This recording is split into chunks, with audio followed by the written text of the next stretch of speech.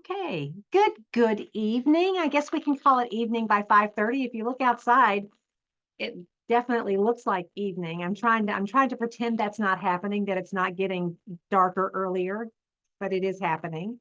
Glad to be here. I'm Julie Dostal. I am the Executive Director of the Lead Council on Alcoholism and Addiction. And I am the lead trainer for this workplace wellness work that we're doing, and really happy to be here. And we usually start off with just a check-in. And so what I would love to do is have you introduce yourself and let us know what you do in the school setting that you're in and which school setting that you are. And then give us a number between 1 and 10 of how present you are. And with 1 being, I'd rather be sitting on the sofa watching soap operas and eating Fruity Pebbles and don't want to be doing this. Or 10 being, I'm fully present, I'm here, this is exactly what I want to be doing. And the thing about a presence check-in is that there's no judgment. We are all present, and we accept you at whatever presence level you're at. So I'm going to start, and I'm going to say I'm about a 6 to 7, maybe 6.5. There's a lot of stuff going on, and important stuff going on around the agency today. And so my brain is kind of all over the place. So I'm going to go with a 6.5. And with that, I will introduce to you my co-trainer, Dan Millette. Yeah, so just, a lot going on and different things, I'm sure, than you, Julie, but a lot going on in my life. My daughter's conducting her own meeting next to me. So if I seem distracted, that's why. So that will kind of dictate my presence level. But thank you all for being here, and I'll pass it to Assistant Director, soon to be Executive Director, Tessa Davidson, joining us. Hi, everyone. Hi, Becky. I know that I recognize you from Roadsters in Cherry Valley. It's good to see you again. I'm going to say that my presence is in the midsection. I have a little toddler here. I can show you. I got my co-trainer too. Silly. So I would say we're about a solid 5. The other 5, just, making sure she's not coloring on anything important. So.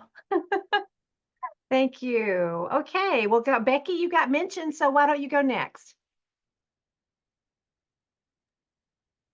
Okay, so I'm Becky Meehan. I'm the school nurse at Cherry Valley Springfield Central School. I would say I'm probably between a 5 and a 6. Well, we're happy that you're here with your 5 to 6. I was going to say all mine are grown and flown, so I'm just trying to settle in tonight. So good. Well, any Zoom training that we do, people get bonus points for kids and pets. So, because it always makes people happy. Yes, absolutely. Yep. Kate, why don't you go next? Guys, I'm Kate Hoffmeister. I am the school social worker at Walton Middle and High School. Okay. I would say I'm probably at about a 6.5. I'm super excited for this, but I've got like a catering job that's also happening in the next day or two. So I've got other lists going on in my mind, and we've had a couple of hectic weeks the first couple of weeks of school. So, but I'm looking forward to this. And well, we welcome you with your presence level. So thanks. Absolutely. For Maisie and Catherine, we're just introducing ourselves, what we do in our school and what school we're with, and our presence level. How present are we? The hat I'm wearing here tonight is I work in the district office at Oneonta City School District, facilitating a variety of things, DEI, SEL, wellness committee, there's more. And this is my 7th year working with them. But my full-time job is I teach in the grad program for school counselors at SUNY Oneonta. And I am facilitating a mental health grant for Roxbury Central School, implementing a bunch of wellness for kids, etc. I'm also really excited about this because I think it's really timely and needed, personally and professionally. I stayed home sick today, which I almost never do. So my presence level, I'm just hoping I can make it through 2 hours. I know Kathy from work. I work with her at Walton. She's a Okay. wonderful lady. She is a one-on-one aide in one of the self-contained classrooms in our middle school, high school. She's an awesome advocate for a lot of the kids that she works with, and I think she's probably struggling with her presence level right now since she can't get Yes. the mic on. But Yes. she's a great lady, and I really enjoy working with her. And I'm hoping she and I can like partner maybe in some, some things together with bringing things to our district. Absolutely. So, Catherine, you want to hold up fingers as to your presence level? Okay. 2. You are welcome with your 2. We are glad that you are here with your 2. So, it is really great to see you all. And the training that we're doing tonight is called the Ripple Effect of Wellbeing. It's our introductory training. It's actually a fun training to go through. And together we're going to work through the ripple effect of well-being, resilience to thriving, and empowered health consciousness. Those are the 3 trainings that we're going to do. And you'll be seeing me and Dan and Tessa throughout because we work for LEAF and we're supporting the work. And this is coming from a grant that we have with the Appalachian Regional Commission as well as the Office of Addiction Supports and Services. So this idea of workplace wellness ambassador, after you go through all 3 trainings, we're going to have you here at our office and we're going to feed you a yummy dinner and do a recognition piece for you all and give you some ideas about bringing this back into your workplace. And if any of these trainings resonate with you and you think that your colleagues would benefit from it, just know that we are able to come into the schools and do trainings for the staff on staff development days or any other way. I know it's really tough with teachers and with educators to be able to make time for training, but these trainings run between an hour and a half and 2.5 hours, depending on the training. So if you like what you see and you think it will benefit people in your school, we would be happy to make the trip out there and deliver it for, either a team, a grade level, or either elementary, high school, however you wanted to split it up, we would be happy to do that. So with that, let me go ahead and share my screen. Oh, and please, please, please, this is informal. We are small enough to be able to have conversation. So, please feel free to pop in, speak up. And if you want to, you can pop things into the chat box. And if Dan's up and doing a module, I'll be watching it. If I'm doing it, Dan will be watching it, and we'll make sure that we get your comments and your questions answered. But please feel free to chime in. I would love to have more discussion than anything. So let me share. Please let me know if you can see that. Are we good? Great. Okay. So this program was actually developed by a company called Organizational Wellness and Learning Systems. And they came into our region and we did a lot of work beforehand, talking to business leaders, people who are employees, and talking to folks from around the region.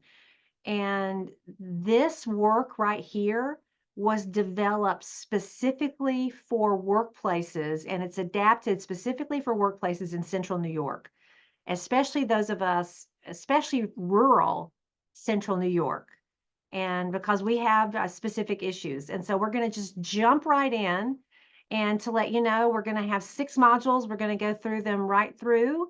And the idea is we're going to talk about the importance of workplace wellness, as well as some of the things that we can do pretty quickly to not only improve our own wellness in the workplace, but to begin to think about improving the overall climate in the places that we work. First module. So where does it start? Julie. I'm sorry, my computer's having a bad day. Hang on, let me try to do this different. There, I'll do it with my clicker instead of my mouse. My mouse was not happy. Can't have an unhappy mouse. So, what's the difference? What's the difference that you see?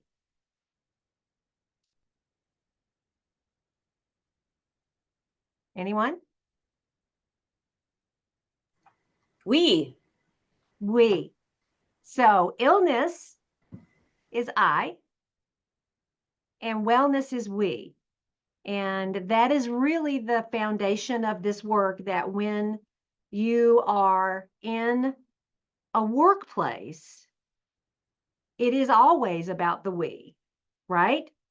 Because my wellness and how I'm doing today, when I walk into a workplace, I bring my level of wellness with me, whether it's I'm a great place or whether it's I'm on the struggle bus. I bring that with me, and that impacts everybody in my office.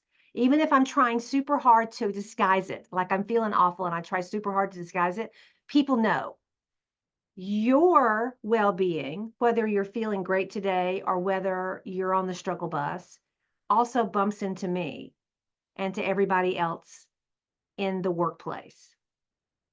So it's really important that we think about this as we go through this process.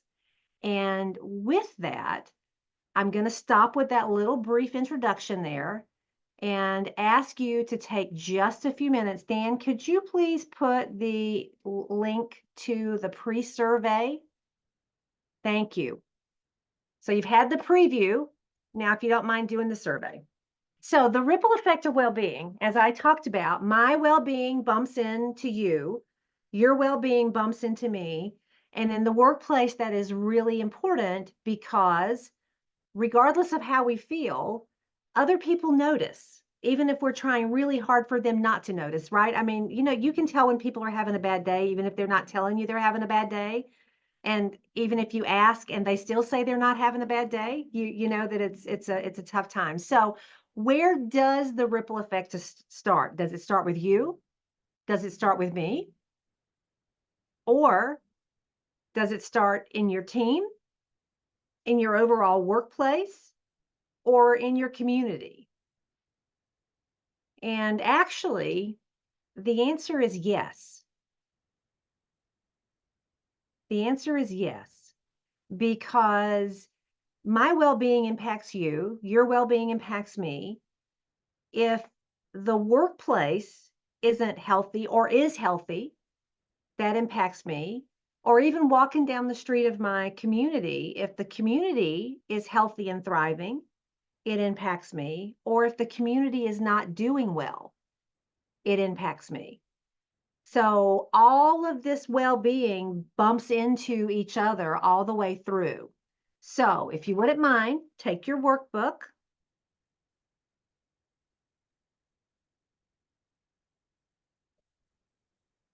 Good. And open it up to page 5. Looks like that. Looks like the screen. Open it up to page 5. And we're going to have you do a really quick self-assessment. Now, what I want to tell you is this is yours to keep. We're not going to be taking up papers. We're not going to be having you send things in. No passing it to your neighbor to grade. So first set of questions.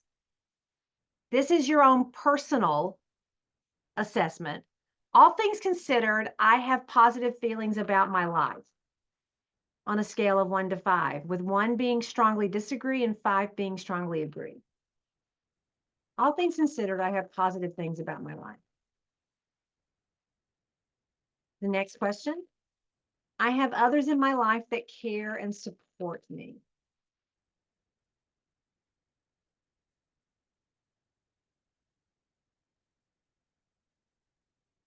The next set of questions is about the team. Now, you need to define that, how that works for you. So if your team is your grade level, if your team is folks who do the same job function that you do, the people that you work with the most. So all things considered, people on my team appear happy and productive.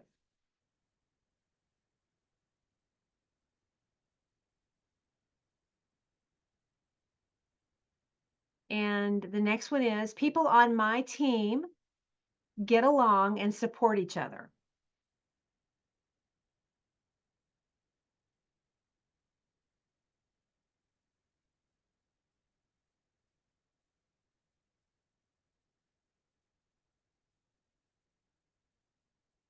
And let's talk about the community.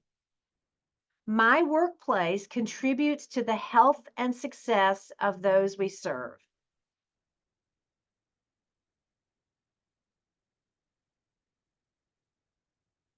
And the community surrounding my workplace is strong and healthy.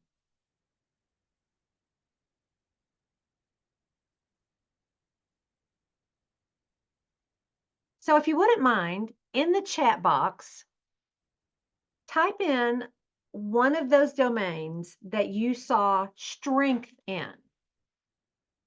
One of those domains, so personal, team, or community, that you saw strength in.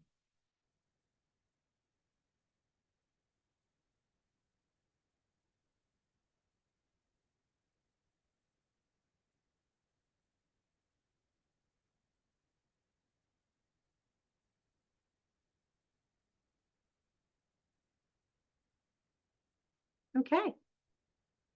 So anybody want to elaborate?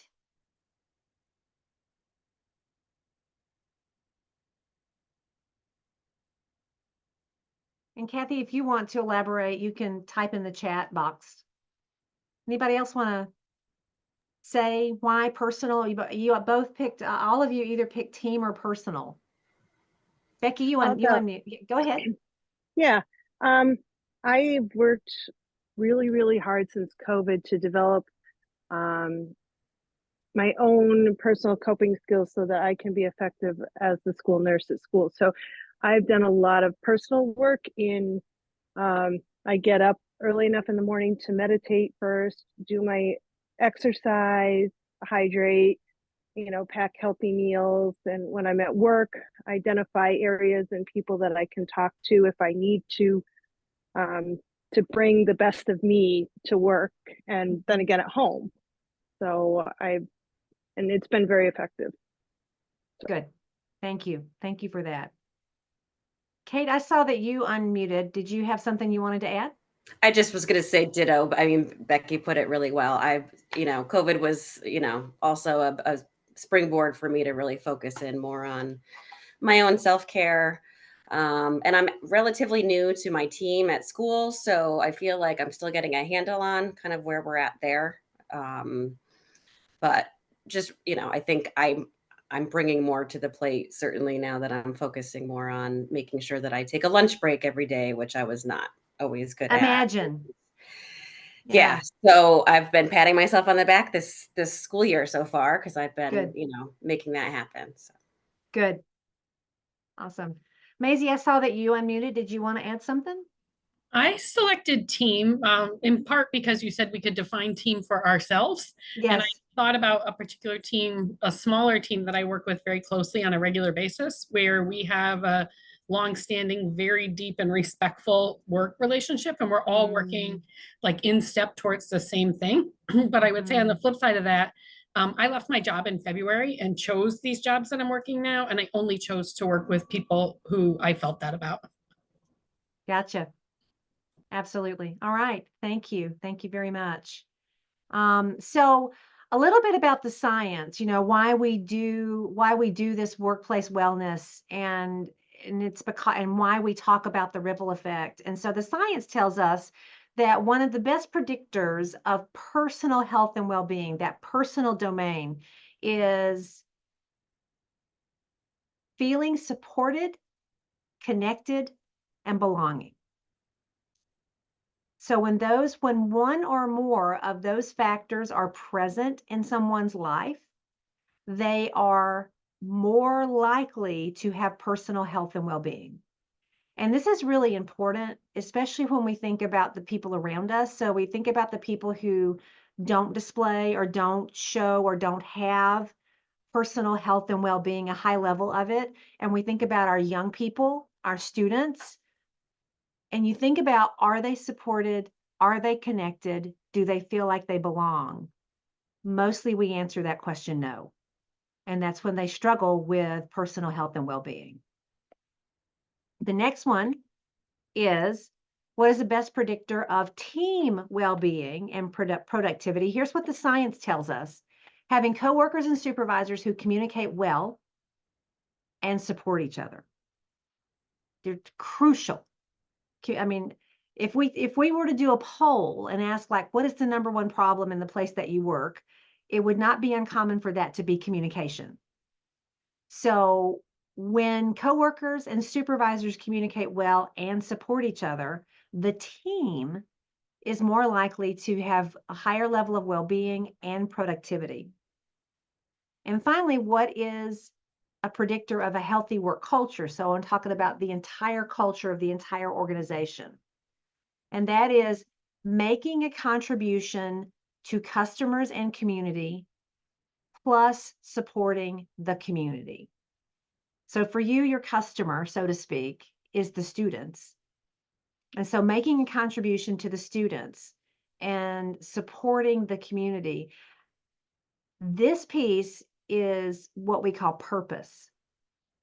And when people have purpose in their life, and when a organization is very clear about their purpose, and it resonates with the values of the people that work there, a healthy work culture is much more likely to happen. Make sense? It's wonderful when science actually confirms what we really know in our gut anyway. So this is important. The reason that we do this, I told you that we did a lot of work before we ever started doing presentations. And this is local data. So this is from our region. And when we talked to leaders, executives, owners, senior managers, here's what they told us that they know impacts the financial health and productivity in their workplace. It is also, these are also the things that leaders and managers told us keeps them up at night because they're concerned about the people that they work with. And that is stress and burnout, mental health, and sleep and fatigue are major things that concern leaders, managers, and supervisors.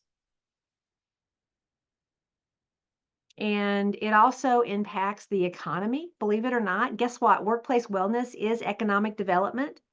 So when our workforce is healthier, when our workforce has a higher level of well-being, the productivity piece and engagement and being present and absenteeism goes down. All of those things can help. And what we know is that managers and supervisors spend an average of 40% of their time on these issues.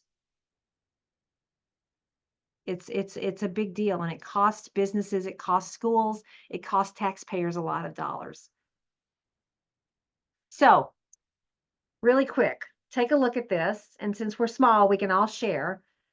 Please share any time where you had experienced any of these. So where you've experienced someone's support that influenced your well-being, where you did something that helped another person's well-being, where a coworker, leader, or colleague influenced the culture at work to be healthier, or someone acted on, or something happened in the community that raised the well-being of others. So if you wouldn't mind just taking turns popping in on one of those questions, one of those bullets.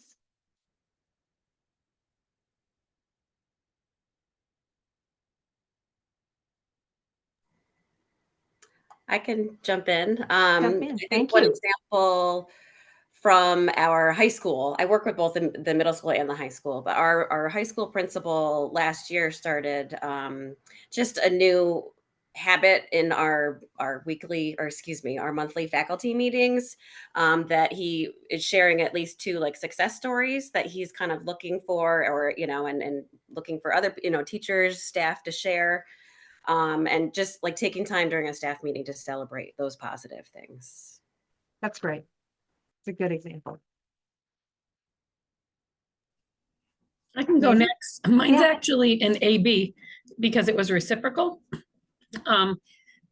During COVID, we had 6 people on our team and 2 were brand new, and then a third one came brand new during that time. Like, we didn't even know them. because they were home. We saw them like this on the screen. And so the three of us who had been there a long time just decided to take a rotation of calling people individually every week.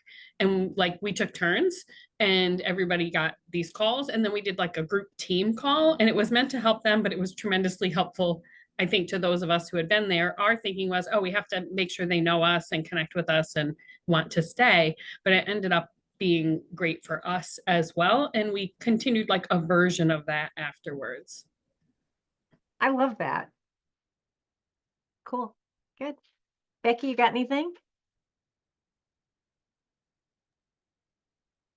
Yeah, so our superintendent is awesome. She puts out a daily quote, a daily positive quote in an email to all the staff, and she puts out a Wednesday wisdom is what she calls it, and it's a video that has a positive message. She just is a very positive, upbeat person. Yeah, and Good. I always appreciate all of that. And gratitude. She's all about gratitude, which I am as well. So simple thank you notes to anybody who does a little extra goes a long That's way. and it's nice. That is beautiful. really, Yeah. that's nice. Yes. Yeah. Cool. Kathy, did you ever figure out your mute button, the why your phone's having a hard time? Can't hear you. Okay, I'm so sorry. We love technology, but sometimes technology gets the best of us. So this ripple effect of how different levels of our lives have well-being and some are great and some are not great, that those ripple effects have multiple source points. My community can impact me, my family, my faith community, my work, my friend group, all of those things can impact my well-being. And those touch points are available to us every single day. And you are at the intersection of many ripples. So if you think about all the groups that you circle in, all the places that you travel, all the things that you do, and the question is, what difference can I make?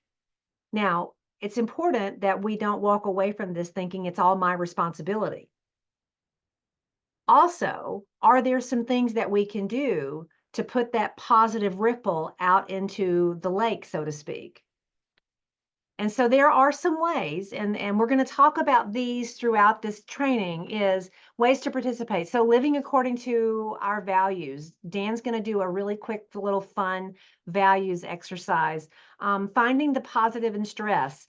As we go to the next training, which is training number 2, which is resilience and thriving, we actually talk about stress as our superpower. And those of us who have and do continue to work in education, we have enough stress to be like superheroes now. So just saying, I'm putting it out there. Oh, I didn't even tell you. I come from the teaching side of the world. My bachelor's degree is in music education, and my first teaching job was as a middle school chorus director and a high school band director. So bless my heart. So I come from that world, and I've also had the opportunity to teach at higher education level too. So I have a great place in my heart for teachers, just know, and folks that are educators, just know that.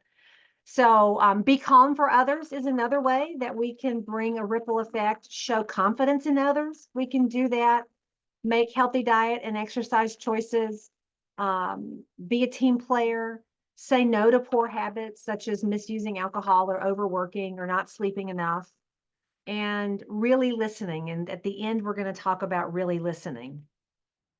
I did want to, so I'm going to ask you to read all of this right now. Joking.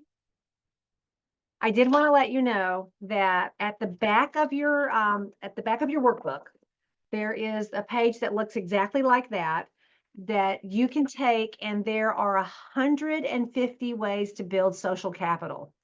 And so they're really fun. They're really cool. Take a look and share it. You can definitely share it. You can share it with your team if you want to. and just wanted to let you know that that resource is there.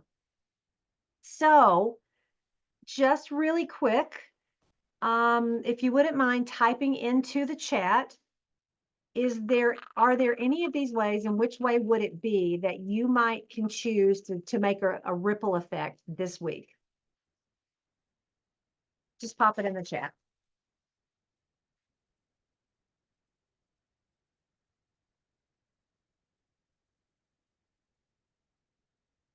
Yep.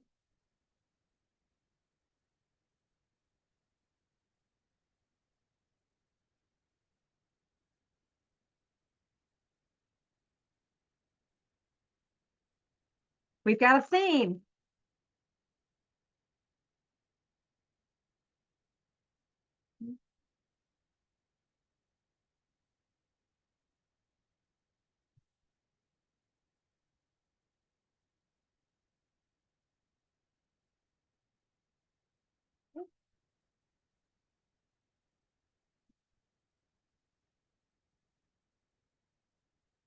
Good. All right. Thank you. So with that, I am going to turn the screen over. Dan, I will change slides for you. Just let me know when you need a slide changed, okay? Excellent. Thank you, Julie. And Dan is up. I'm up. I hope my audio feed is coming through all right for everyone. Thank you, Julie, for that excellent primer. It's great content to get us going, isn't it? So let us move on to the next module.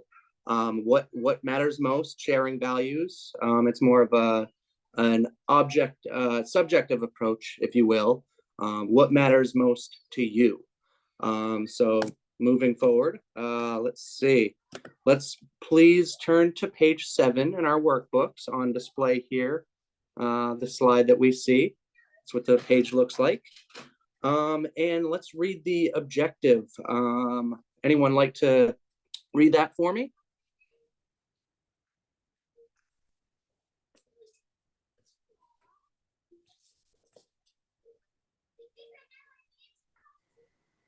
Recognize and act on the importance of support and interconnections between yourself, others, workplace, and community. Excellent. Thank you, Kate. Yeah, that's a pretty common thread throughout this whole training.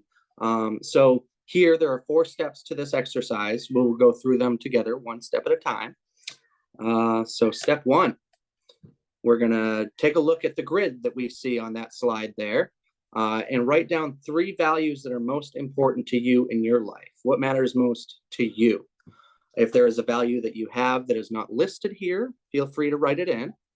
Give you about 30 seconds, about a minute to do that.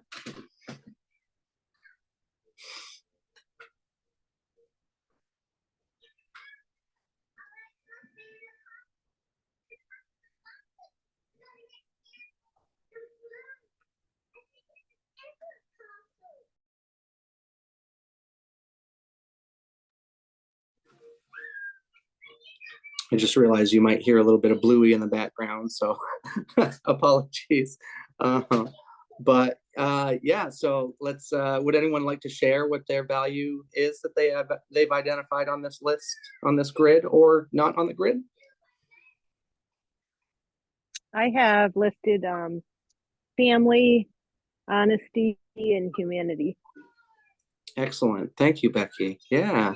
Anyone else like to share? See if we have any overlap, perhaps?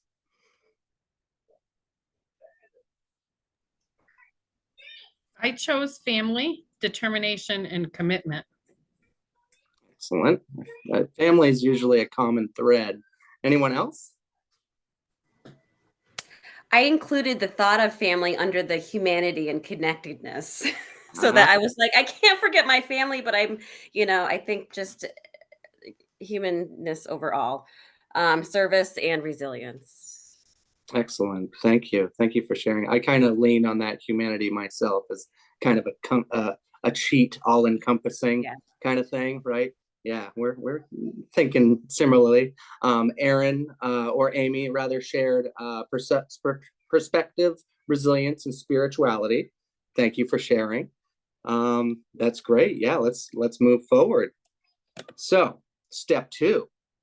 Now, imagine you are going to an unknown, dark, and dangerous place. Imagine you are leading others through. And you can only take one value with you. What one would you take and why?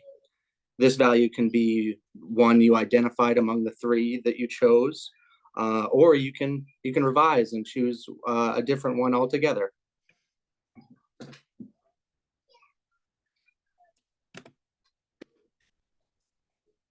And we're not really going to break out into small groups to share our revision. But would anyone like to share their response to the one that we kind of lean on in totality, if you will? I would say resilience. Beautiful, if I'm- beautiful. yeah. Nice. That'll segue nicely into our next content, our next workshop, right? Yeah.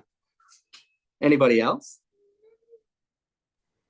Connectedness, humanity. Yep.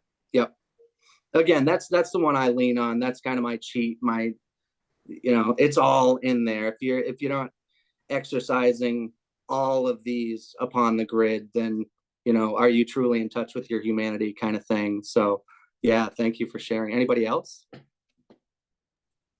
I chose determination.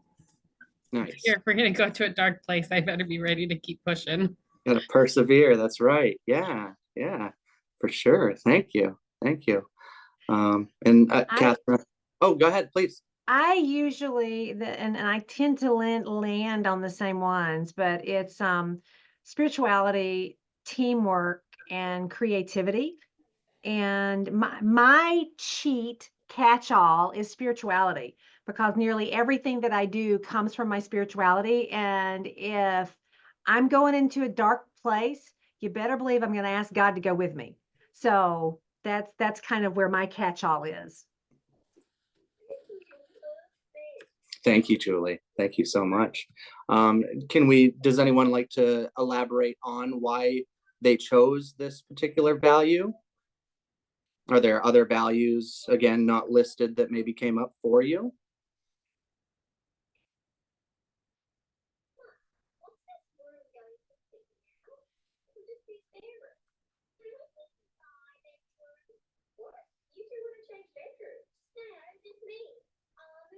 If not, that's okay. We kind of, their internal reasoning. Gratitude, that's a great one. That should be up there, shouldn't it? Mhm. Yeah. We talk about it all the time, and it's just as valuable a virtue as patience and the others. So yeah, thank you so much, Amy. All right, Anne. So how does your core value again inform how you make decisions? Yeah. What else do we have? If you were to truly live your core value, what would happen to the world around you? Does anyone care to share an example? Maybe Conversations brought an example to mind here, as we've discussed. Gratitude came up.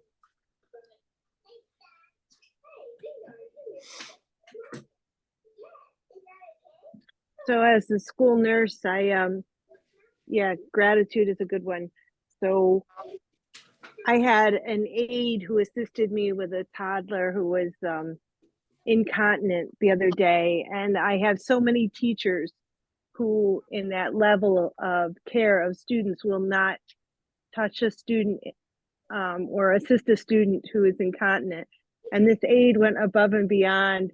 He really stepped in to help. And I just thought, oh, you just deserve so much gratitude for taking on that role and assisting that student, and made a world of difference in that student's life and mine.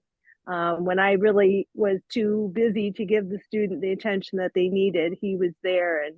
And I did send him a thank you note, and he stepped in and said, you didn't have to do that, but it opened the door to a conversation to learning more about him and his background, and just it made a different connection. So that's beautiful, Becky. Thank you for sharing. Yeah, it's stuff like that that kind of renews our our faith in humanity, seeing such acts of kindness, and there's creating a sense of humility for that struggling student. So there is Yep. some goodness out in the world. There are some people looking out for us. That's great. That's really great. And moving forward, key takeaways, and that's just kind of a wrap up. I think we had pretty good discussion, so I think I'll hand it back over to Julie to carry us into the secret power of stress. Yes. So this is thank you, Dan. Thank you so much. I love that values exercise. It's one of I know trainers aren't supposed to have favorites, but it's one of my favorite little modules. It's not heavy, but it's a good way to think about core values. So the secret power of stress, this is like the preview of stress is our superpower. And if you guys got the book, right? You guys got Raw Coping Power? Is it coming your way? Okay, we'll make sure that you get a copy of Raw Coping Power. So that maybe we give it to you we give it to you on our fourth meeting, right? So you will get this awesome, wonderful book. So just to let you know. And so this idea of raw coping power, this idea that stress can be our superpower is, I mean, usually when we talk about stress management, we're talking about trying to manage the stressors around us. Really, I think the more effective way is to talk about me management in the midst of stress. And so let's talk about the secret power of stress. And you will see in your workbook on page 8 and 9. This is where we're going to be. What is your favorite resilience quote? Now, we've got some up here for kind of primers for your brain. One is, what doesn't kill you makes you stronger. That's the usual one. When going through hell, keep going. Turn life's lemons into lemonade. When life gives you a lemon, make lemonade. A bundle is stronger than a twig, or bloom where you're planted. What is your favorite resilience quote? Is it one of those or is it something different? And if you wouldn't mind just unmuting and sharing with us, what's your favorite resilience quote? Go, Becky. Yeah, I have one, everything is working out for me. So even in the midst of chaos, there's something that is in it for me. So I always say everything is working out for me. And I always try to find that silver lining to whatever is negative. Thank you. Kate. Mine is grow through what you go through. So it just kind of helps me to focus on, all right, what am I going to get out of this? I can't avoid this, let's, like, Becky was saying, find the silver lining, make the best of it. And it's something that I have it on my office. It's something that I share with people that I work with. And it's just, it's been a motto for myself. Thank you. Maisie. This is something that my family has often said, like the whole what doesn't kill you makes you stronger, but that doesn't really resonate with me so much as you can do hard things, because I think that's like more of like a positive orientation to it. Like I can Yes. do hard things. I've done them before. I know I can do hard things. Good. Thank you. Thank you. Thank you. So this raw coping power, as humans, we are hardwired to know how to deal with, learn from, and transform difficult situations. So the fact that we are here and we are breathing and we have been through what we've been through. I mean, COVID was mentioned several times, but even with COVID and even taking COVID out of the mix, which is impossible to do, there are tough things that happen in our life. And we are here and we are living and we are breathing and our heart is beating. And so that means that we all have coping power to get through tough stuff. And so we're hardwired to do that. We each have an inborn capacity to cope with stress. Some of us do it better than others. Some of us do it more effectively than others. However, even those who do it less effectively still have an inborn ability to cope with stress in some way or another. So we've talked a lot about resilience. I know as educators, resilience is an awful lot of what we talk about. We talk about the ACEs, we talk about trauma informed, we do all of that work. And resilience is incredibly important to talk about. And again, we all survived COVID and we all survived everything that the world put us through during COVID. And so resilience is kind of a given in this group. What I want to say is that resilience is not the end of the story. Resilience is a landing pad for stress. So stressor happens, you bounce back, you've been resilient. What it can also be is a launching pad for thriving, because nobody wants to spend their life just bouncing back. Spending your life just bouncing back is no fun. So taking that to the next level and go from resilience to thriving is what this is that we're talking about. And instead of calling this a trauma-informed workshop, we call it a thriving-informed workshop to take it to the next level. And the doctor with the PhD, who's a professor who created this, absolutely loves the minions, and you will see the minions through. And so stress exposure is actually a prerequisite for resilience. We do not get resilience and have the opportunity for thriving unless we have stress in our life. Because if we don't have stress in our life, we do not get to flex our resilience muscle. Now, nobody wants to say, please, please give me more stress so that I can be stronger. That is not the way that we function, nor do we advocate that. What we do say is that when stress happens, it gives us the opportunity to learn and grow, and we get to flex that muscle. And our resilience can only be determined in the presence of stress. Without stress, we would not need to be resilient. So let's take a look at this. I think this is in your workbook.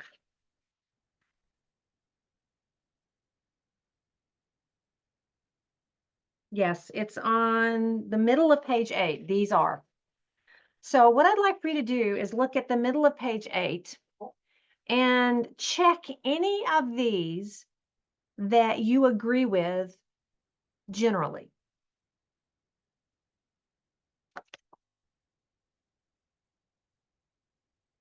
Mhm.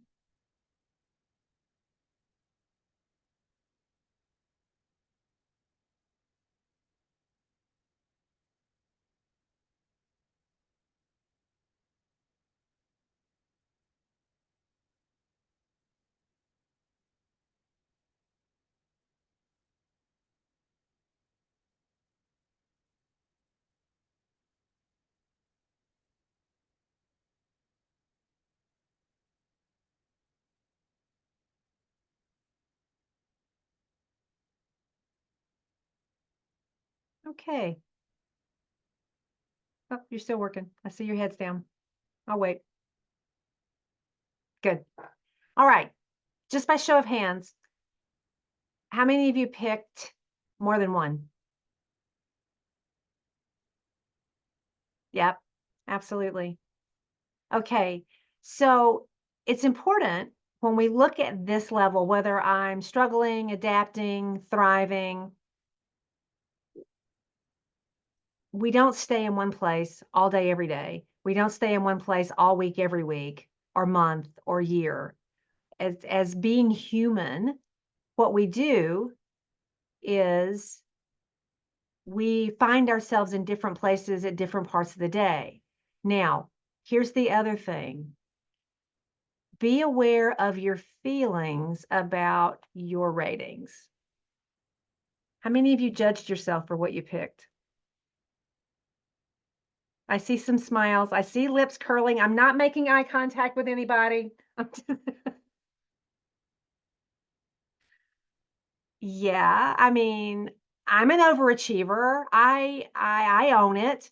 I'm an adult child of a Marine, so I own it. And if I'm not at the top of the heap there, all the way up, then I judge myself. And I need to be aware of that. So the idea is when you look at this rating, notice how you feel about the rating and what messages you give yourself about the rating. Because here's what normal human life looks like. This is what our day looks like.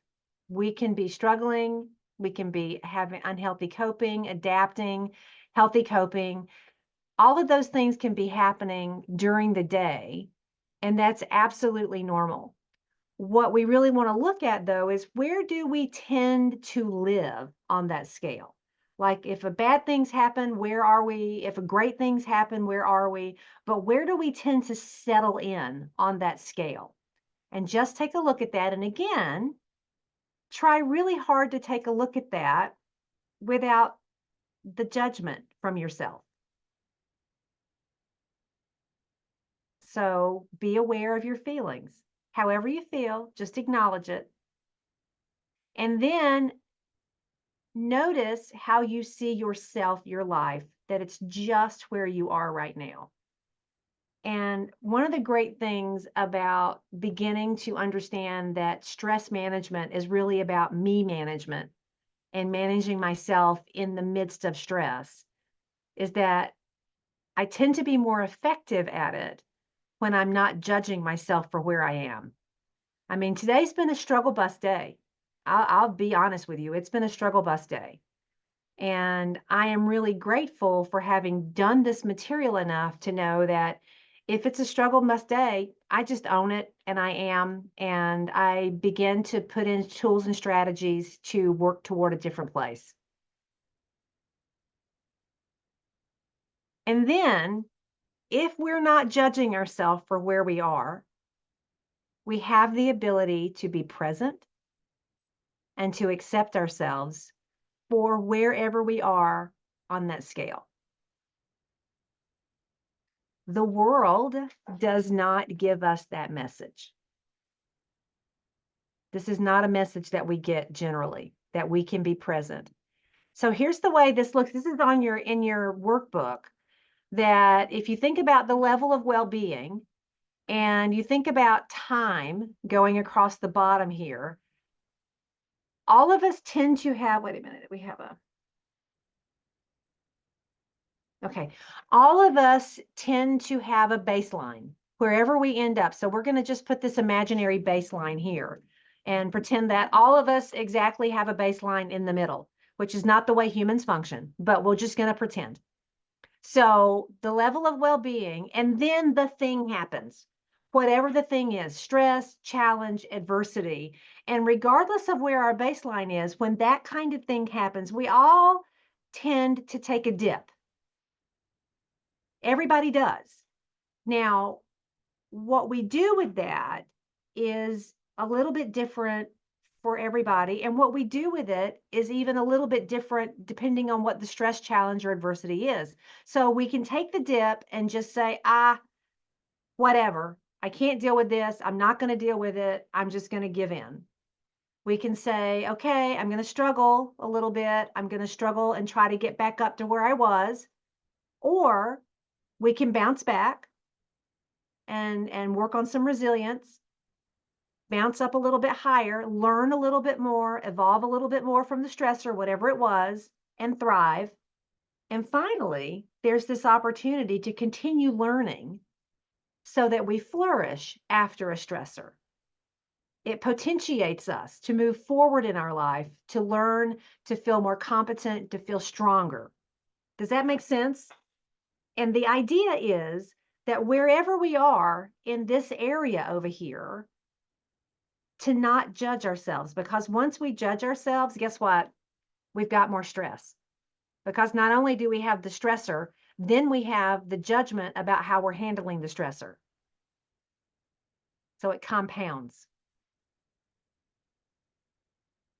So wherever you are in that scale, this really is our happening life. This is where we live. We live in the process. we tend to be very much goal oriented, and kids do this from the very early. I'm going to start living my life when I make it to high school. I'm going to start living my life when I graduate high school. I'm going to start living my life when I make it to college. I'm going to start living my life. Everything will be fine when I get married. Everything will be, and we do this until we get to everything will be fine when I retire. And we spend our lives always trying to get to the next thing. The truth is, the joy of the day is wherever we are in the day and wherever we are. And so we live in the now, not when the stressor's over. I'll be fine when the stressor's over. I'll be fine when the deadline's passed. I'll be fine when my boss gets off my back, whatever that is. So we don't live in the outcome, we live in the present moment. All right. So the minions, hello, the minions. That was a rough time, but we got through it, by golly.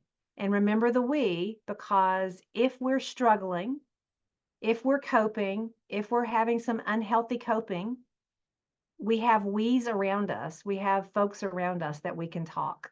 Yes, thank you. Don't be attached to the outcomes, because life is right now. Life is not the outcome. Any thoughts? Any thoughts on the secret power of stress?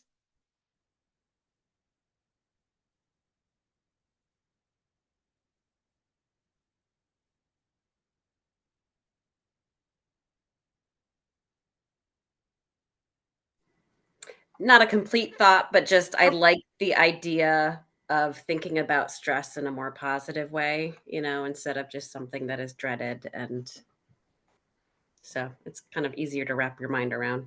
Yeah. Thank you.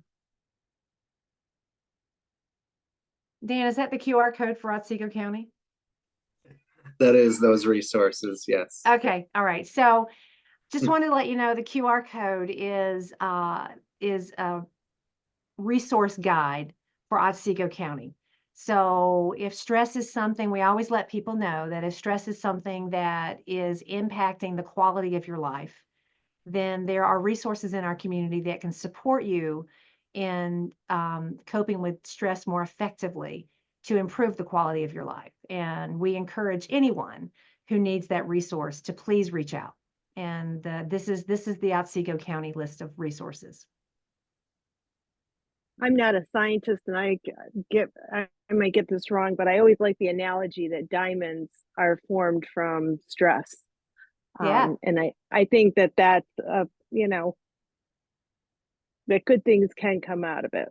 Right. So I think that's perfect. I think that's a perfect analogy. And it really is the point that stress is a potentiator for growth. I mean, none of us want to grow that way, seriously.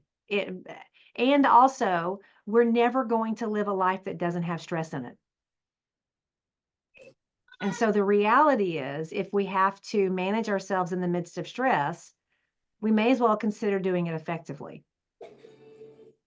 So, absolutely. I also liked just to jump in real quick, Julie, I liked your emphasis on the concept of being present in the face of it. Yeah. Not thinking, if I accomplish this next thing, I'm going to be there. I've heard that kind of thinking summed up as destination happiness kind of thinking, like I'm going to achieve happiness once I get to this destination or this next one. And you're just ever striving for it to no avail, sadly, sometimes. So yeah. And we are like I agree with you, we are a culture of more. And so, we have to do this whole thing about when is enough enough? So that's a whole other conversation. Maybe we should do a training on that one. Yeah. So, this one I want us to really just think about. We usually break out into groups. We break out into 3 groups to do this. And clearly we're not going to have 3 groups to do this. So it's important when we're in the workplace to think about why people make the decisions that they make. And that every one of us have like our own calculus of the reasons that we make the decision. So do we make a decision if we are going through a tough time do we make a decision to reach out for help? Or do we make a decision to go it alone? If there's something going on with someone in our workplace that is significant enough to be disruptive to the workplace in some way or another, do we respond to the disruption or do we put up with it? And finally, on a larger level, if there's something going on in the overall workplace that everyone knows is impacting the workplace in not a positive way, we usually call this the open secret. There's something going on that's happening in the workplace, but nobody talks about it. Do we speak up or do we remain silent? So let's just talk about this a little bit. And if you wouldn't all mind just going ahead and unmuting, and let's just have a conversation as we talk about this. We usually do this on newsprint, and I mean, you know that one of the indicators of an excellent workshop is the amount of newsprint that you generate, right? That's how you know you've been to a great workshop, if there's newsprint everywhere. I joke. So take a look on page 11. And let's just talk through some of these. Again, if you wouldn't mind just going ahead and unmuting, and we'll just have a conversation. I mean, there's so few of us. So think about this. This is what we want to talk about as far as why people make the decisions that they make, why you make the decisions that you make. So we can talk in general about why people make decisions. The first one is, what are the costs and benefits of getting help when you're having a hard time? So first of all, what are the costs of getting help? Oh, For me, Catherine, we hear you. Can you hear me? Yes. Hey, Yay. I just don't want you to hear the dogs. We already said at the beginning that pets and babies get extra bonus points. Yes. So what are the costs of getting help? So for me personally, if it's something I might be embarrassed, I might feel a little bit like down on myself because I couldn't do it. You know, my ego might be a little bruised, you know, that I couldn't get through whatever I needed to. Some of those. Yeah. I'm very proud, you know, I'm my pride, you know, that type of a thing. Gotcha. I think about time too when I think about asking for help, you know. Sometimes I'm more apt to go it alone if I'm like, that's going to take too much time. I don't want to bother anybody. Yep. Yep. Yep. And the cost could actually be literal cost, right? If I'm going to go to a therapist or that could be literal cost. What if it cost me my anonymity? You know, so there are some real, I mean, and people think about these things. So what would be the benefits of getting help? Less stress. Less stress. It could be. Yeah. Support. Support. Yeah. Seeing things from another perspective, others' perspectives. Yes. Absolutely. Cool. What are the costs of going it alone? Oh, too high. They can be high. In what way though, Kathy? I generally go it alone until I can't anymore. Ah, okay. Okay. So the cost can be high for going. What are some other costs of going it alone? Stress increases. I think fear might develop, anxiety. I think you're increasing that level of that you're working against already is, you know, increasing or potentially. I'm definitely more apt to overthink, you know, to the point where I'm not being productive, you know, if I'm not checking in or seeking support from somebody. Yeah, I think going into your head, it becomes a really dangerous neighborhood, kind of like a feedback loop that's hard to climb out of. And if you're Yes. by yourself or isolated, it's very easy to engage in behaviors that are not healthy for you because you're almost in a distorted But- reality. I like that as a dangerous neighborhood. I get Mhm. that. Yeah. Yeah, I have a committee in my head that nobody needs to talk to. So, yeah. So finally, what are the benefits of going it alone? You get to make all the decisions. Okay, there you go. When you overcome it, you have confidence. You can build your confidence. Right?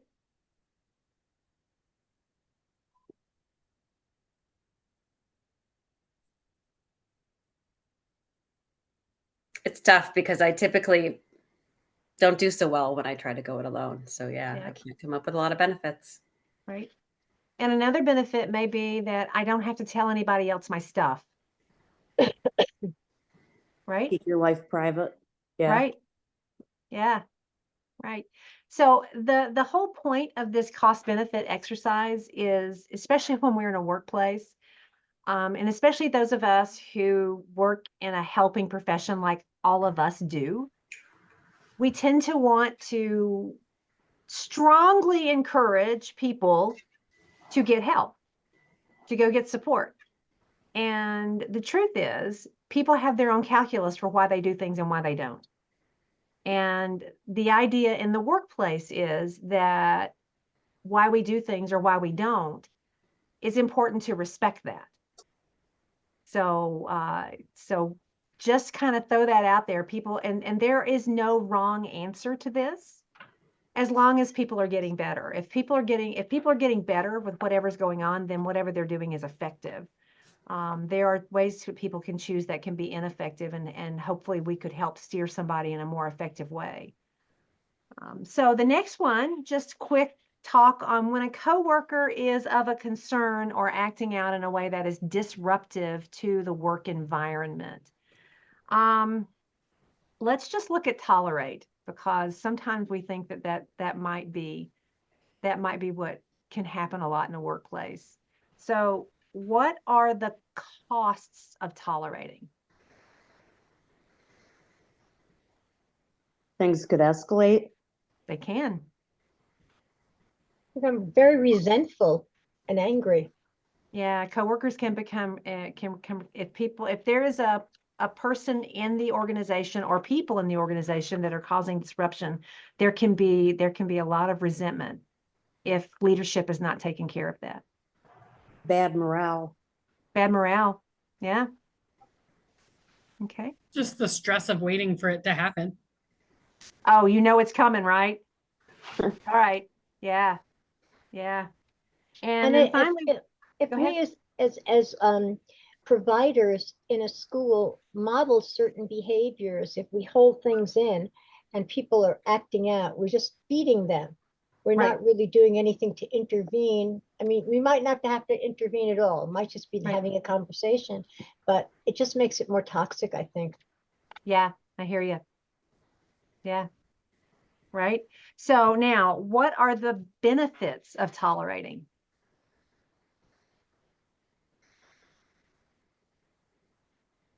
You're not making any waves. Not rocking that boat, right? No boat rocking here.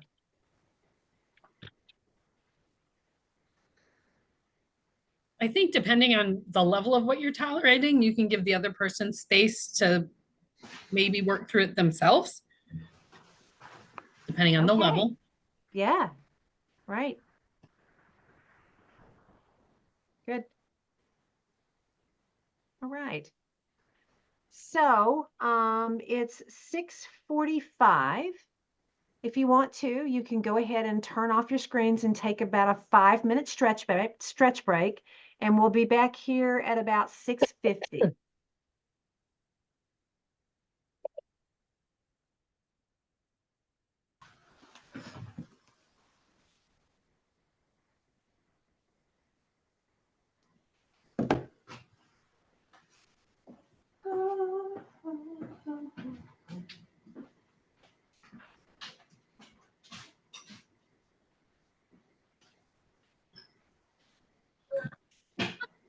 Just a heads up, Kate, you did leave yourself unmuted.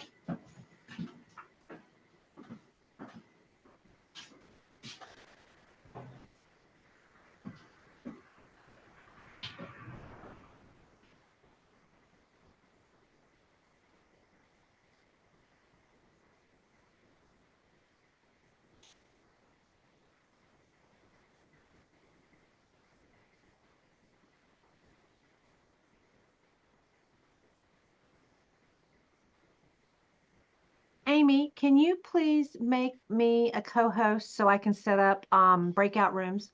Yeah, sure. Uh-huh. Okay, Thank you. no problem.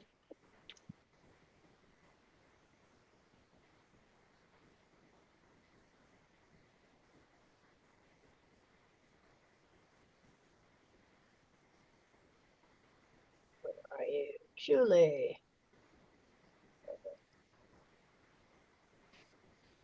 Okay.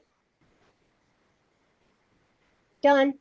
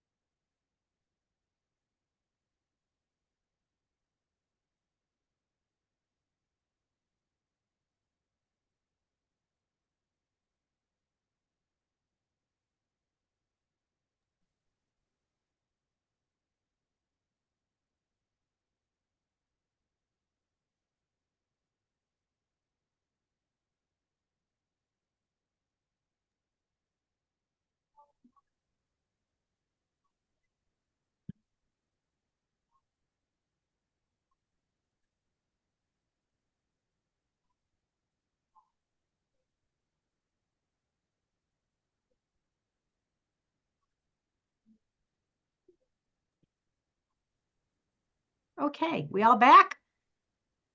Everybody back? I want to be muted.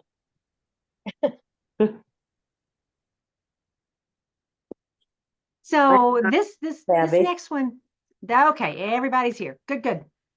Welcome back. I hope you had a chance to stretch and just get up and not look at a screen for a minute or two. So the next one, we actually call this exercise my favorite coworker. And so what I want you to do is look in your workbook, and we're going to work through a little exercise here. And at the very first thing, what I'd like for you to do is, wait a minute. All right. Sorry. I closed my book while you were away and I lost my place. Okay. On page 12, take a look at page 12. Number 1, list at least 5 qualities or traits of the best coworkers you've had. So this doesn't have to be a single coworker. Think about the coworkers that were the ones you enjoyed working with and wanted to be around. What were their traits? And list 5 of those.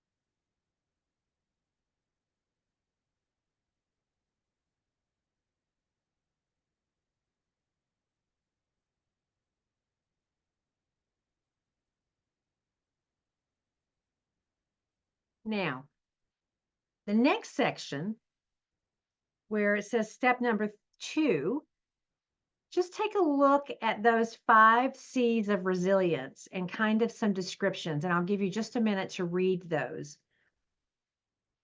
The 5 C's of resilience.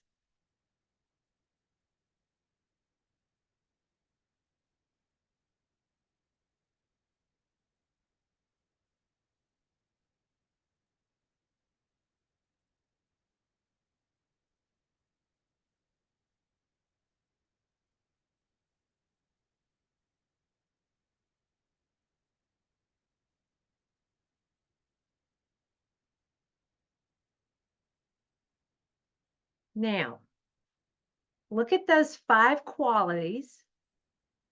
And for step number 3, see if you can match each of those qualities to one of the C's, one of the 5 C's, and write those in step number 3.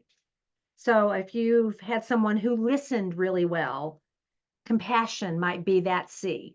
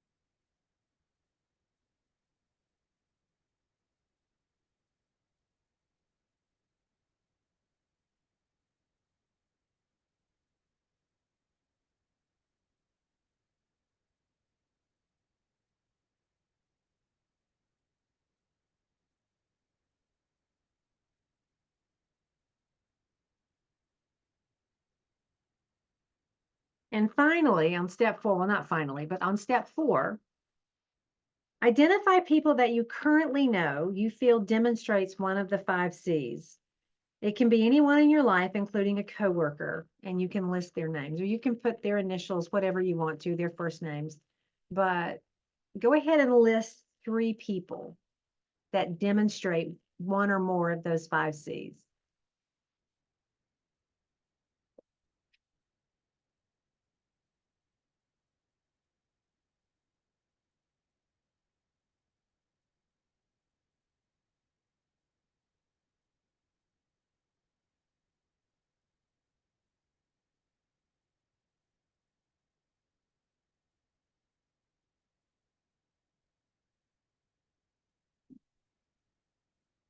And your task, should you choose to accept it, is to appreciate those people this week. Let them know that you acknowledge that they bring this thing, whatever it was, into your life, and appreciate them. And it's really wonderful to get a random surprise appreciation.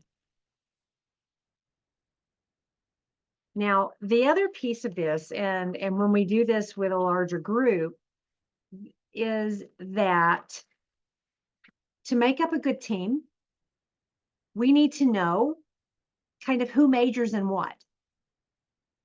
Like, who on our team is really great at commitment? Who on our team is really great at compassion?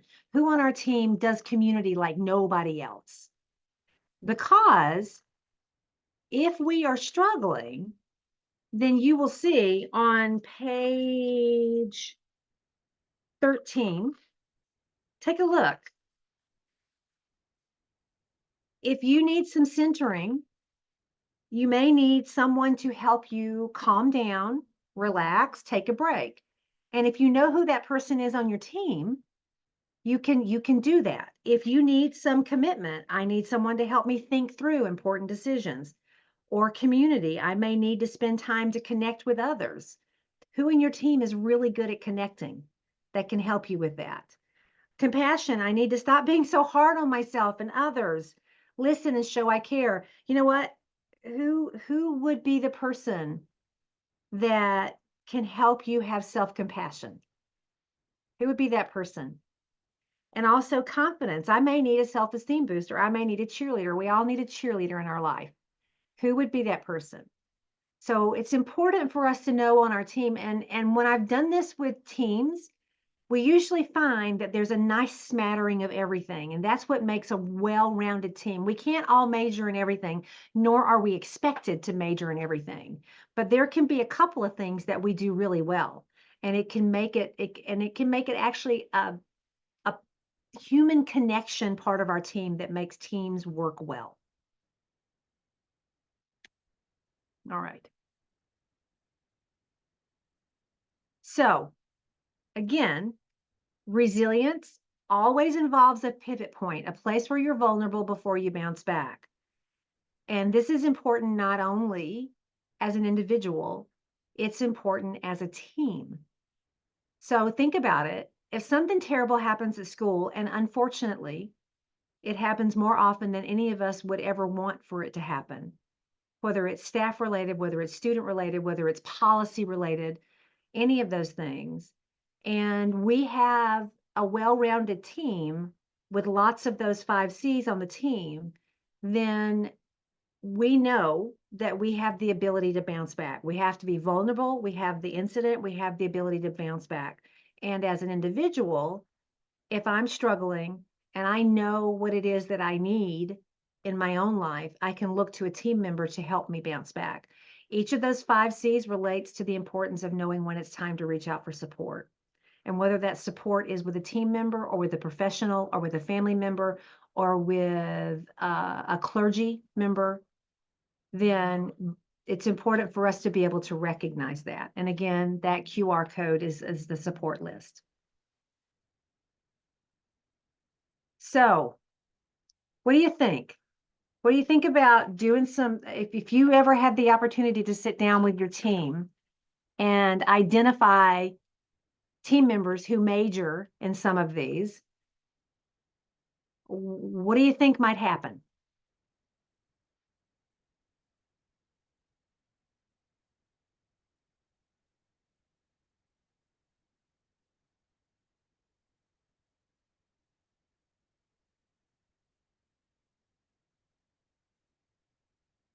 Any thoughts? It might be development of some kind of a rhythm between people as they get to know the strengths and things that they might need some assistance with. Sure. And the people need to be able to take off their masks and really show who they are to feel Okay. safe. Nice.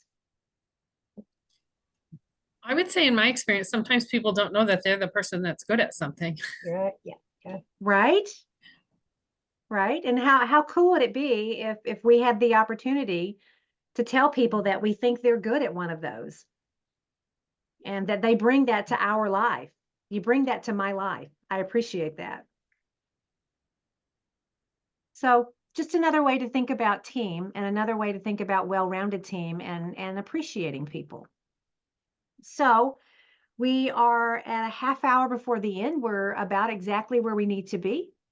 And Dan is going to take us through really listening. And then after this particular module, we'll close things up. So Dan, it's all yours. Thank you so much, Julie. Some pretty good activities so far, right, everybody? So let's continue. This is the last module, really listening. So I'll kindly ask you to please turn to page 14 in your workbooks. And I'm going to be an echo to Kate. Again, the response from earlier, the objective is to recognize and act on the importance of support and interconnections between yourself, others, the workplace, and the community. So step one, we're going to consider a few quotes. So there's a few in our workbook to consider, but we've distinguished this one in particular here by Byron Katie. She's an American speaker, author on self-inquiry. The quote is, "The only time we suffer is when we believe a thought that argues with what is. When the mind is perfectly clear, what is what we want." Anyone like to reflect on this quote and clarify what it might mean to you? Please feel free to unmute.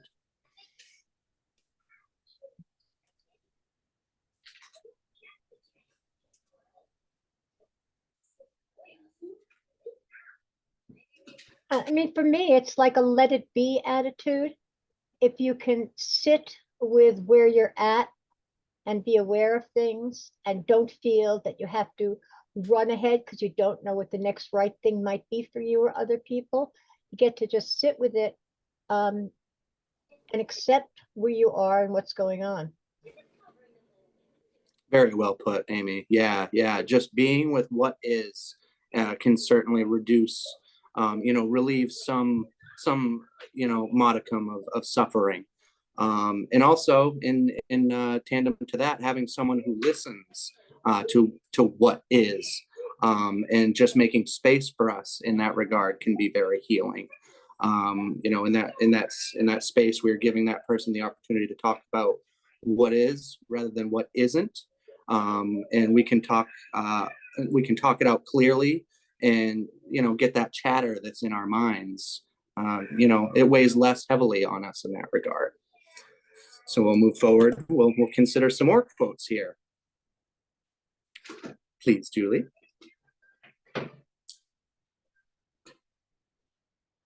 This is a great one. We all know this character, don't we? Any volunteers to read this one because it's kind of fun?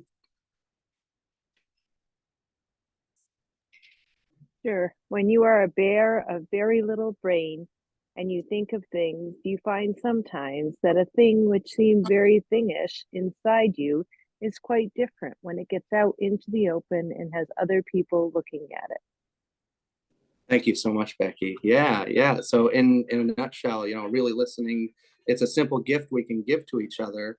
And it really kind of unpretzels our minds sometimes when something really seems, like it's getting the best of us, right? So yeah, it really allows a person to get some distance from unhelpful thoughts. And if there's someone to kind of facilitate that along the way, a good listener can really go a long way. It helps the person see things more clearly, right? So let's move forward. We'll move towards our activity. So that is page page 13 and 14 we'll be looking at. And we have, we've reflected on some quotes. And as we move forward, we're going to be paired up with, we have a small group, obviously. So we're going to pair up, have a couple groups, as it were, of two. And we're just going to practice listening. We're going to be listening, learning to listen, and offering the gift of listening. Just as it indicates in steps 2 and 3, you will be listening to your partner share something from this training. Or, from life, we maybe didn't touch on the chat guidelines, but, if it does get personal, this is all meant to stay here, right? So specifically, each of you will focus on a positive outcome that you think about, envision, or visualize happening because of any idea from this training. It can be any idea, even one you come up with yourself. But your job, in essence, is just to listen. We make it easy for you. We will just follow these simple steps. We give a few pointers of topics to consider here. The well-being ripple effect, the content we're covering, what matters, the values that we've covered. If anything really drove you to consider further, here's your chance, so to speak. And then moving forward, we'll have, again, during this conversation, we want you to focus on positive and avoiding, centering on frustrations. Instead, talk about your goal or outcome that will be positive and healthy for all parties involved. Then ask for feedback and listen.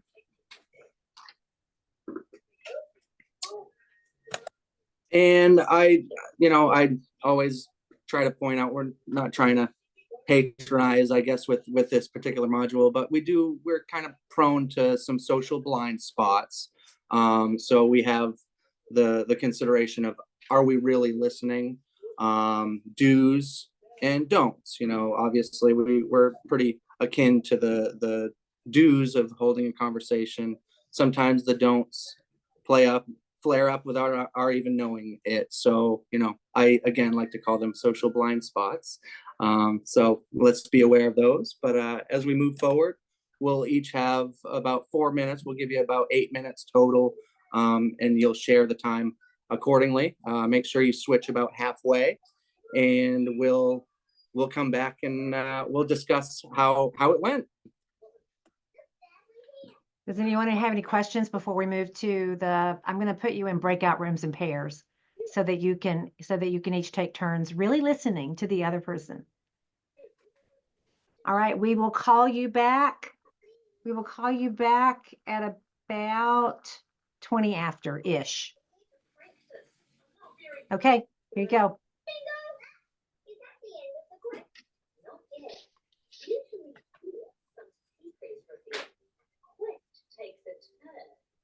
Okie dokie. There they go. Yep. Oh, okay.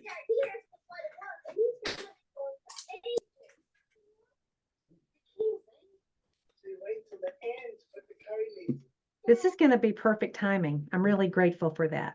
It is. Look at us. I'm glad we added that extra half hour. It made it not like this crazy rush to get it done. Yeah, it rushed last time. Yep. That was a good move. Yeah. It's nice to get to the end of the training and go, wow, we're on time.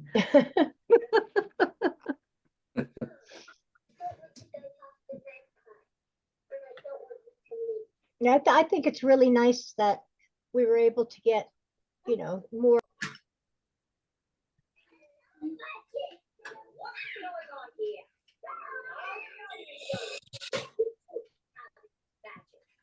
Okay, they've been given the 60-second warning, I guess is what it is.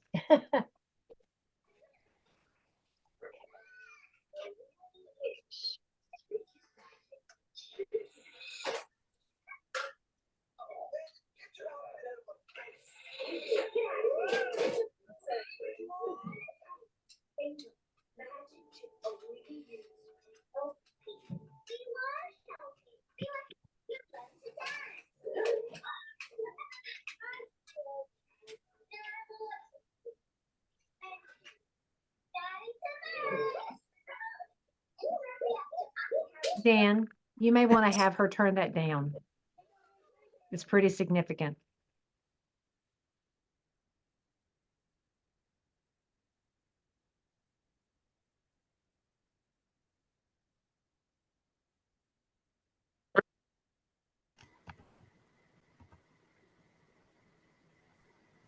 You're back.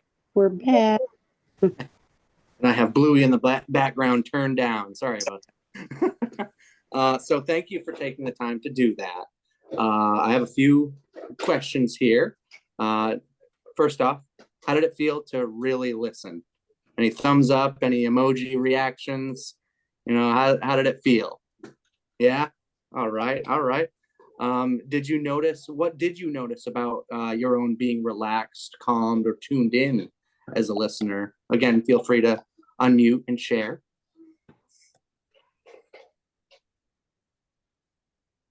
I almost wonder if it was easier on Zoom, which was unexpected, but it's, you know, just two people in a breakout room and we're each in our own space. And so that was interesting for me. I like that take. Yeah, yeah. And I could see that, you know, you're in this whole space that's your personal, comfortable space. So I like that take. Yeah, thank you. Anybody else?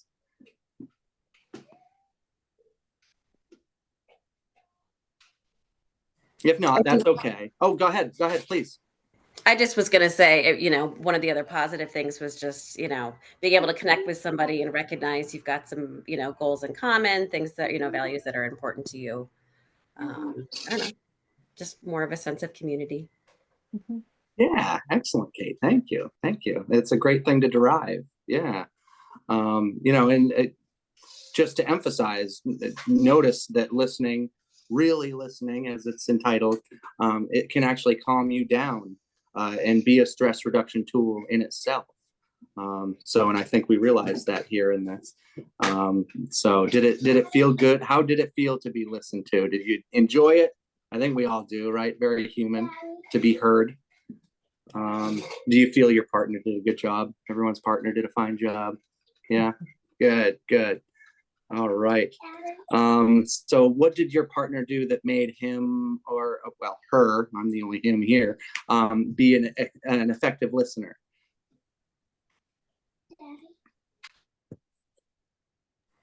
I thought Becky did a good job of asking like follow-up questions. So it let me know that she was engaged in what I was talking about, but then she, you know, wanted to know further about something. And, you know, that was just clued me in that she was paying attention. That's great. Yeah, she's kind of keeping a self summary to, you know, keep up with the conversation. That's important. Yeah. Thank you. Thank you. Well, let's move forward. As we wrap up, we're going to watch a brief video here. I'm sure we're all familiar with Mr. Howie Mandel. Again, I hope our audio feed is just as fine as our Yeah, I our hope own this feed works. is just fine. Sometimes videos are weird on Zoom. So let's see if this one's not too, it's short. So if it's weird, we only have to put up with it for a very short amount of time.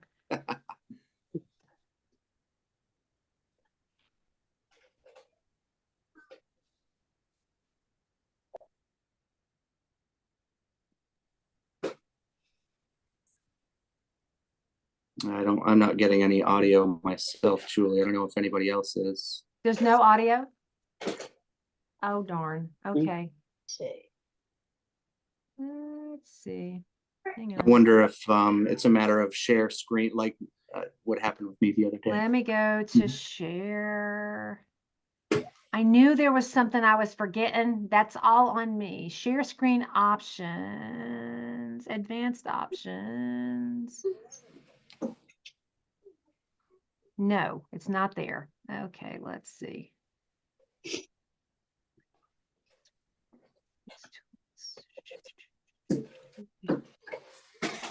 Video settings, is it video settings? I think so. It might also just be a matter of maybe resharing the screen and then, Okay, let me try that. yeah, then checking the box for share audio in the bottom left-hand Okay, corner of the prompt box. share. Left-hand corner of what? Of the prompt box before you're to share the video, there should be like a checkbox that says share audio.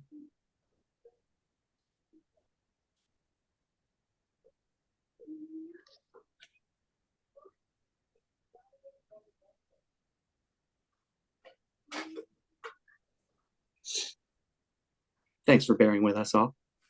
Got it.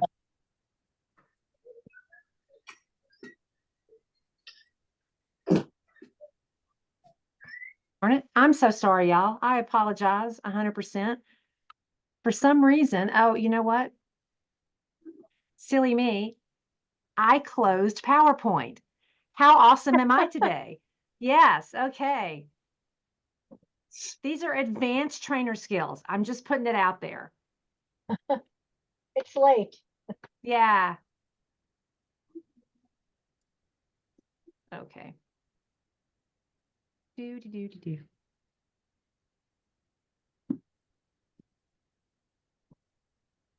All right, we shall try again.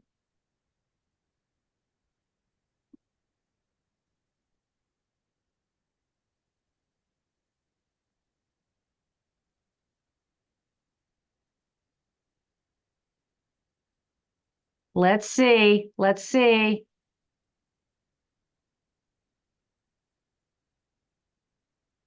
I think the first step, the final step, the middle step is talking.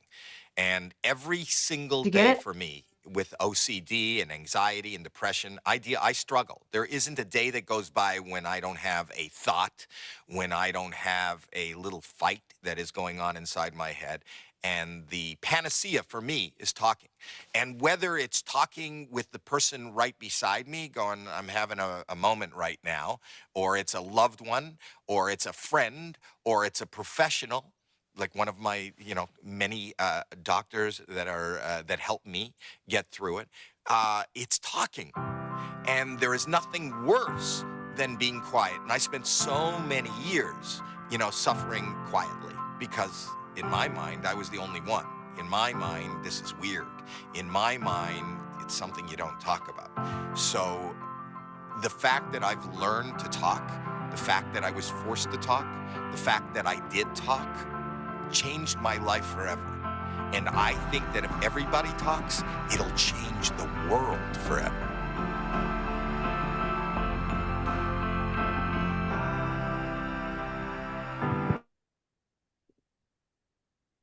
So Howie put it out there in a really wonderful way. Thank you, Dan. I appreciate you bringing us to this point. Thank you. And the idea that, as we learn about this resilience and dealing with stress and choosing to go it alone or getting support and all of those other things that we've talked about throughout this, that sometimes the most simple gift that we can give somebody is to truly listen, because we're always so busy. It's very hard when somebody needs us to really, really listen. And you know as well as I do that when people are listening and they're trying to either get something else done or they're trying to think of their response to you while you're there, while you're talking, you can see that going on in their eyes. And so this idea of managing stress and getting support and not living in a mind your own business world is this idea that we can give people the gift of really listening, and it will truly impact the ripple effect of where we live and where we work. So that's the little close up to that, and we can give people that gift. So if you don't mind, thank you so much for hanging out with us tonight. And before you leave, if you would please do our post survey. This is grant funded work that we're doing, and the funders love data. So we would very much appreciate you taking the post survey. And as soon as you're done with the post survey, you can skedaddle, and we will see you next time for Resilience and Thriving, and very, very much looking forward to it. Hey, Thank you. Thank you. Thanks. Good night, everybody. Good Thank night. Night. Good night. thank you. Nice to meet everybody.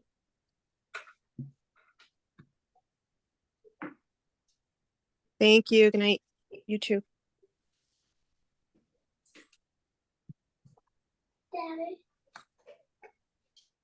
Lost my survey. Oh, no. Where is my survey?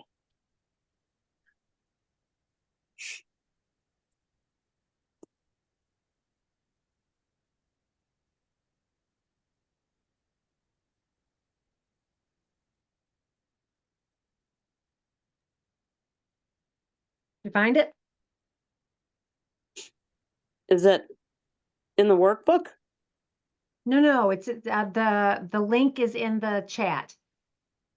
Okay, I can get back to the chat. Yeah.